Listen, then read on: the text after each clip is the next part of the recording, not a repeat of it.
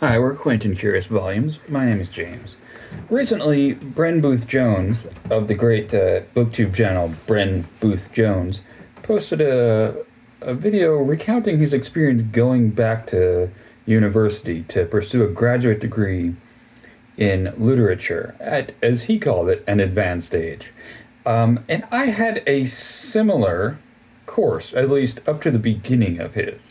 And, his video got me thinking, and this is a story that I've related in some pieces on this channel, but I thought I'd just kind of lay it out for you a little bit more explicitly, because his video, which I will, of course, link to below, has got me thinking about my own experience as a student, as a would-be scholar, and as a former academic, as Bren Booth Jones himself is. So, if you haven't seen it, I'm not going to spoil it. But Bren went back to college.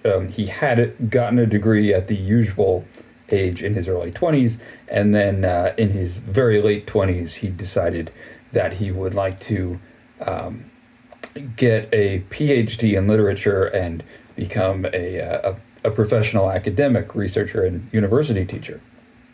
But after some time in graduate study, he decided that for various reasons, which he lays out quite well, this was not the course that he really wanted to pursue for his life. And so he left and became the world's most successful and powerful booktuber who crushes his enemies. My course was a little bit different. So, but one thing is the same. I got a degree at the usual age in my early 20s. And mine was in English. He got an economics degree. So I got an English degree because I liked reading. And I graduated at 22 and did not really have much of a plan for what I was going to do with my life, and sort of wandered around a bit, kind of took the jobs that fell into my lap and made what I could of them. At various times I had thought maybe of going back to school and getting a graduate degree in English, but it was pretty clear to me, even from even pretty early on in this journey, that the things that you study in graduate school for literature were not the things that I was particularly interested in. I liked reading books. I liked reading novels and poems and plays. I did not like reading literary criticism and critical theory, particularly of the kinds that were de rigueur in the 1990s. But after a few years, I had decided that I was interested in still getting a graduate degree. I wanted to get a degree in something called ethnomusicology, because I had become fascinated by the banjo, and by banjo music and Southern folk music and fiddling and square dancing and mountain culture and all of this stuff. For those of you who don't know, I lived most of my life, including up to this point, in New York. At this point, I'd been living in Queens for a number of years, the borough of Queens, and had limited exposure to any kind of like direct experience of Southern culture or Southern tradition. But I read every book I could find on it, and learned to play the banjo pretty well. Learned to play the fiddle at that point not terribly well, but I just loved it, and I found myself at a certain point between jobs, as they say, and in a position where maybe I could have gotten another well-paying job in media, which was what I had been doing But I didn't think I would be terribly happy at it, and I wanted to give this a try. I was, like Bren Booth Jones, about 29 or 30, and I decided to go and try this, go and try and make a go of it as a professional academic, as an ethnomusicologist. Now, there is a twist because unlike going and getting an English degree, getting a music degree, getting a graduate music degree, requires more prerequisites in music than I had already had. Now, for those of you watching who are considering ethnomusicology as a career, contact me personally. We can talk through it. But the you know, really knowing more about social theory and anthropology is more useful than knowing about counterpoint and theories of harmony. But it is traditional that you would have grounding in academic musicological and music theory disciplines. So not having any of that, having never taken a college course in music, despite being an amateur musician of moderate skill, I went and took for a couple of years classes. So this was when I was starting. When I was 29 or 30, like Brent Booth, he was going to get a master's degree. I was going to take undergrad classes in sight singing, in ear training, in music theory, and in music history, and also in German, because I had read that in grad school you have to be able to read 2 foreign languages to get a PhD, and that German was an important one for music. So I took some undergraduate German classes. This was kind of fascinating. I went to Hunter College of the City University of New York, so it was fairly affordable. I was not exactly raking in the money doing various part-time things and busking and being a not very successful musician, but I pieced it together for a couple of years, and it was a very turbulent time in my life. Even apart from this, there were a lot of changes and things that happened. But after a year and a half of taking these courses, I was accepted. I had applied to and was accepted into a graduate program for ethnomusicology in Rhode Island at Brown University. So this was a big thing for me and was a very exciting opportunity. Now, I was accepted at a couple of other schools, but one thing to know about graduate study in the humanities at least in the United States, at least then, and I believe still today, but it may be changing, is that when you look at the range of different programs, the different schools that there are where you could go and get a PhD in English, philosophy, history, music history, the schools that as an undergraduate would be the most expensive to attend, the famous schools, the Ivy Leagues, the big names, are often the ones that are least expensive to attend to get a PhD, and I'll explain.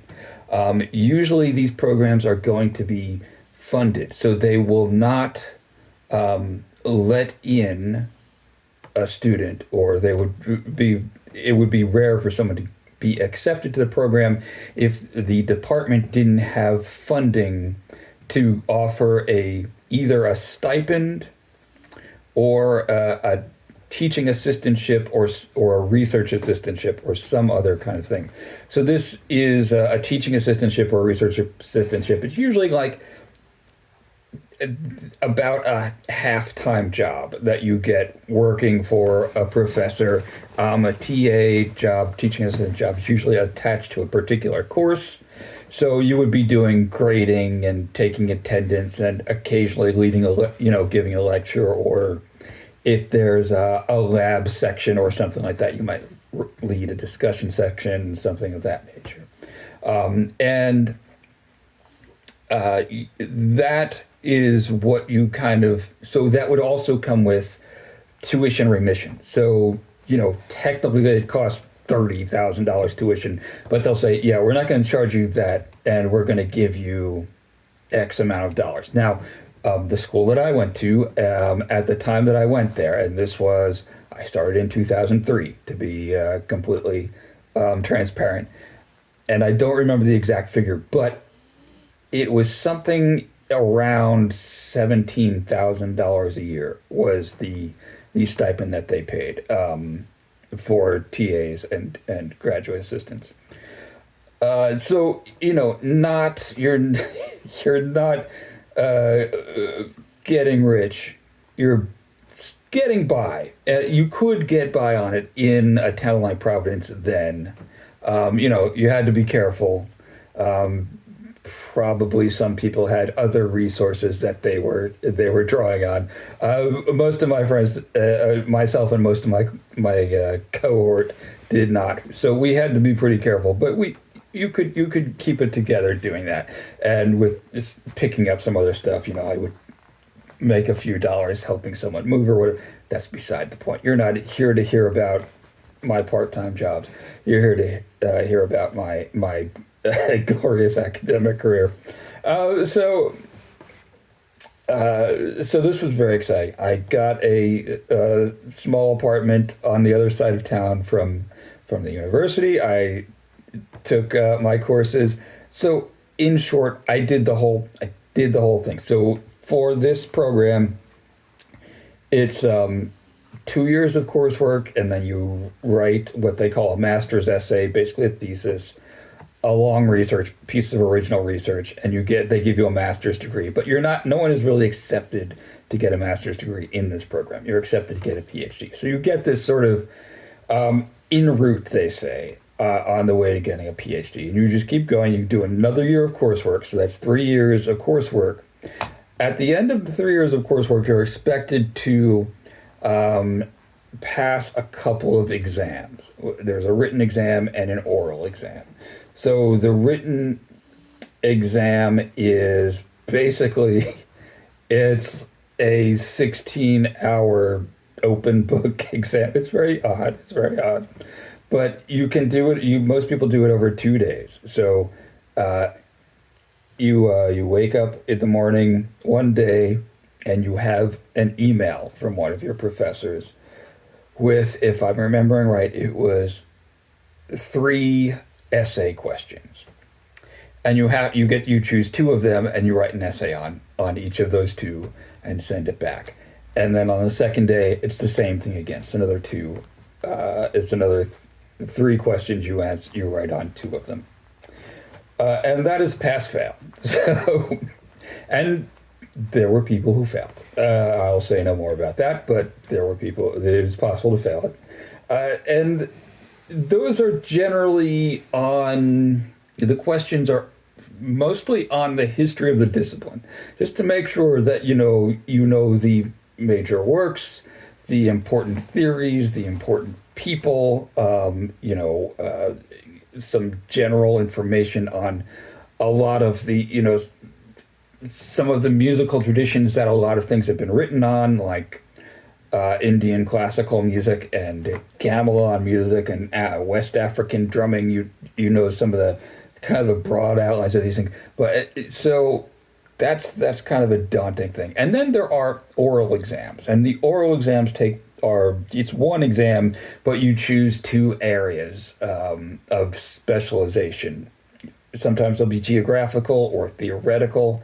Mine were, I forget how I defined them, but it was like American vernacular music and Middle Eastern music. And you'll have a panel of like 4 professors who have knowledge of these areas, and they just grill you for, I think it's like 3 hours or something. They ask you, after that, if you've taken all your classes and you've passed these exams, and you've submitted your idea for your dissertation project, then you're what they call a candidate, a PhD candidate, right? You've done everything except completed a dissertation, which is roughly a book length piece of original research. And this is where it gets hairy for just about everyone. My dissertation involved me moving to a new place, which was North Carolina, where I still live, and learning as much as I could about a particular style of traditional old time music is what they call it, but banjo and fiddle music. You know, more people know what old time music is now than used to, but. And I did that, and I wrote the dissertation, and I passed it. And okay, so we'll keep things moving to keep from getting bogged down. So then I graduated. All in all, from the beginning to the end. Well, okay, I mean, to keep it short, I graduated in the spring of 2011. So you can do the math on how long this took me. And that was not an especially long amount of time to take to do this. Others did it faster. Some did it slower. Anyway, then I was able to, apply for teaching positions, academic positions as a university professor. And I did that. I applied, and these applications are. Putting them together is a part-time job in itself because you're sending different things for different departments. There's kind of a season to it. It starts late summer, early fall. Is when you'll see a lot of announcements of jobs. And there are wikis where you can track, where you can go and see every ethnomusicology job that's been posted, and if people start to hear back from them, and you haven't heard back, you're like, I guess I didn't make the next cut, right? But they'll often require an application, a research sample, a letter that is tailored to their job ad saying what, how you fit into the department, that the University of West Bend, and that you've always admired their department and wish that you could teach there. They don't usually want transcripts, but they'll want teaching artifacts. They'll say, syllabuses that you've created for courses you've taught, and reference letters. These reference letters will usually come from the professors who advised you on your dissertation. You could also might have to include teaching evaluations. So it's a lot of stuff, and it's different for everyone. And you're going to want to apply for every job you could conceivably be a fit for. Is it good or is it bad if there's a lot of them? Well, often there's not a lot of jobs in a particular year. It's so here is here's another place where things get weird for most people. There's just not a lot of jobs anymore, and in ethnomusicology in particular, I had suspected maybe that I could take advantage or be on the right side of an increasing interest in, for lack of a better word, diversity, right? Look at me, right? I'm not what you think of when you think of diversity, but and also Appalachian music, not the first thing that springs to mind when you think about diversity, right? But I thought, schools are going to be wanting to have more classes on different kinds of music, on world music. It's not going to be just, marching band and Bach and Beethoven appreciation, right? So as more schools are trying to incorporate world music, they're going to want to hire people who know about that. They're going to want to have more world music teachers, ethnomusicologists, right? To a certain extent, I guess that wasn't a bad way of thinking about it. Though, if you're going to be doing this, it's probably because you shouldn't do it because you're gaming things out entirely. You should game things out a little bit, but Anyway, to skip ahead a bit, I did get teaching. I did get teaching positions. I got hired to teach at a number of schools, and I taught for a few years. But now here's the thing: because of the changes in the economy, cuts to funding of higher education, more schools are they need people to teach, but they're not willing to hire many people as what they call a tenure track professor. So this is what you think of when you think of an academic, probably someone who has tenure or is trying to get tenure. This is like a relatively secure job. They're not getting rich, but they're middle class, right? They teach at the same place for decades. They have office hours. They are, quote, off in the summer, which means that's when they do all their research. They write all those dreadful papers and articles that no one ever reads that you have to so you can get tenure. That is rarer and rarer. The need for teaching still exists, but it's often those positions are those classes are taught by what are called adjuncts, which is what I was. I was an adjunct, which means I was hired per course to teach that course and nothing else, right? So I generally didn't have to have office hours. I didn't go to department meetings. But I also didn't get health insurance. I didn't get money into a pension plan.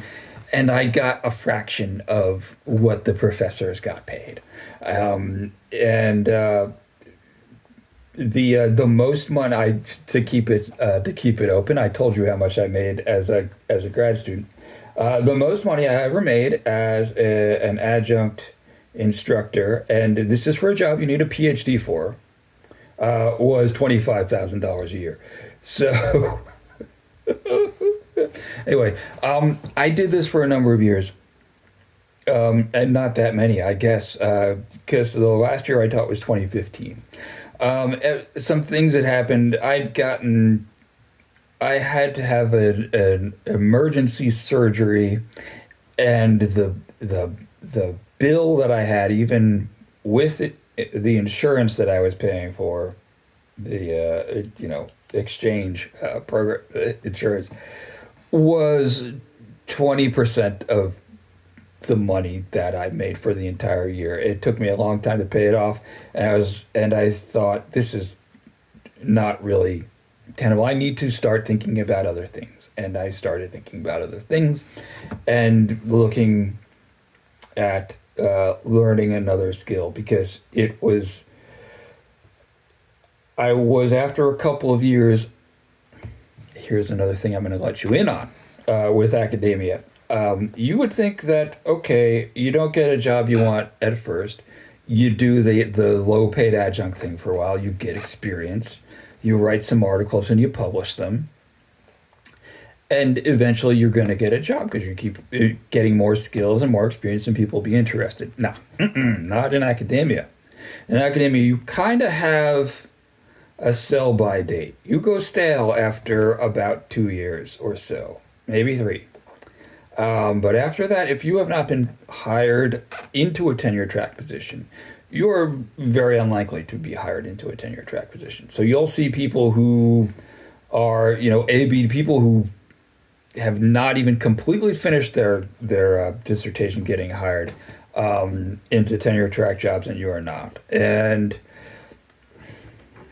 the place where I was, the department chair liked me, or then he liked me, and I think he would have kept hiring me. Now, he probably would have done that as long as he was department chair, but you get another department chair.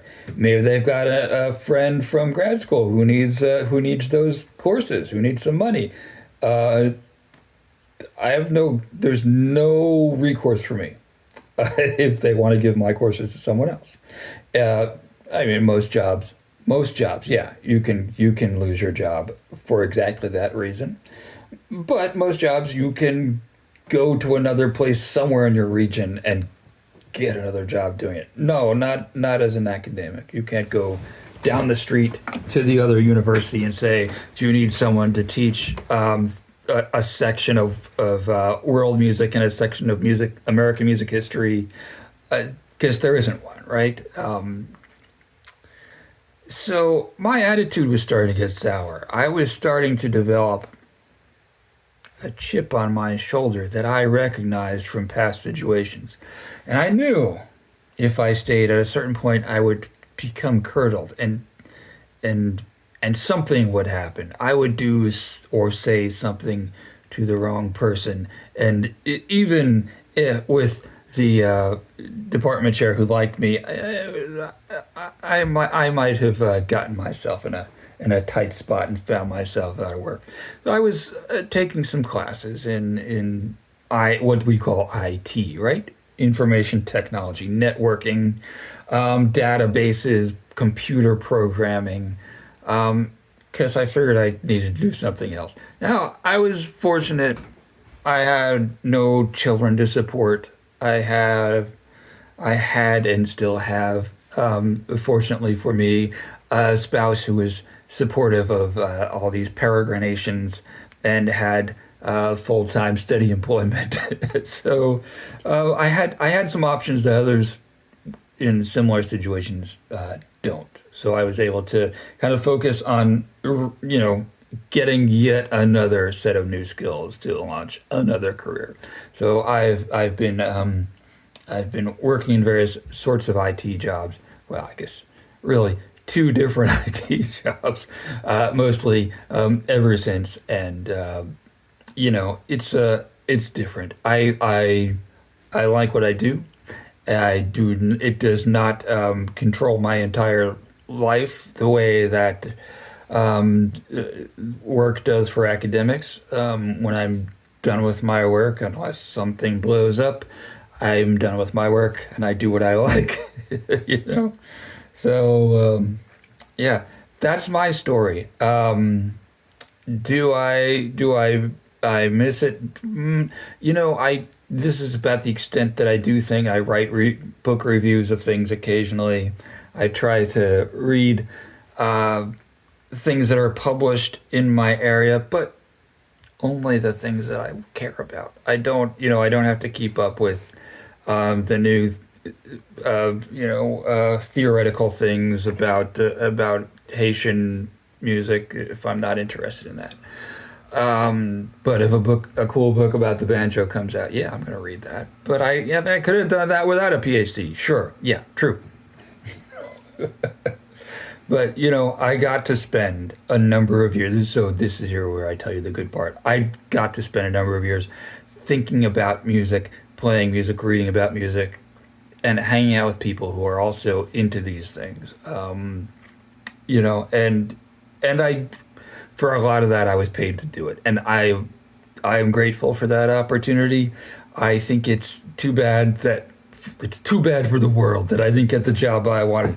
I really feel that doing that work was the field for me. That was the job that was for me.